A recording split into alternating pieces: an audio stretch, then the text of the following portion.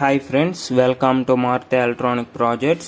So నేను ఈ వీడియోలో ఫుల్ సబ్ట్రాక్టర్ని క్రియేట్ చేశాను. సో నేను ఇక్కడ ఎన్పిఎన్ ట్రాన్సిస్టర్స్ని అలానే 100 ఓం రెసిస్టర్స్ని యూజ్ చేసి ఈ ఫుల్ సబ్ట్రాక్టర్ని క్రియేట్ చేశాను. సో ఇప్పుడు మనం ట్రూత్ టేబుల్లో ఉన్న ఇన్పుట్స్ని ప్రొవైడ్ చేసి అవుట్పుట్ ఏమొస్తుందో చూద్దాం.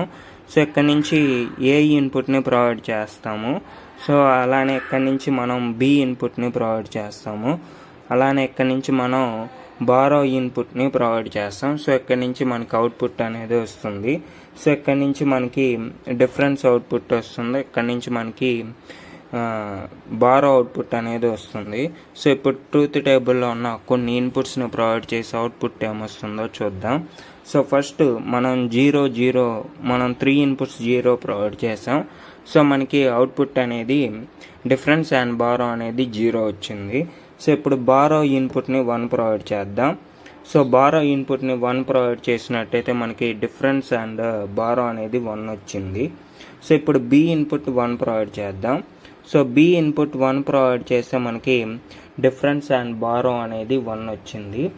సో ఇప్పుడు మనం బారో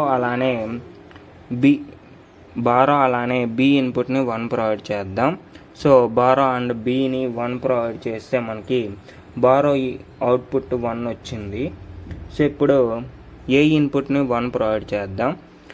సో ఏ ఇన్పుట్ని 1 ప్రొవైడ్ చేసినట్టయితే మనకి డిఫరెన్స్ అవుట్పుట్ అనేది 1 వచ్చింది.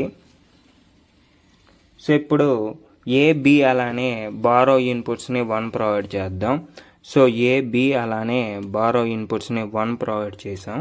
సో ఏ బి అలానే బారో ఇన్పుట్స్ని 1 ప్రొవైడ్ చేస్తే మనకి డిఫరెన్స్ అండ్ బారో అనేది 1 వచ్చింది.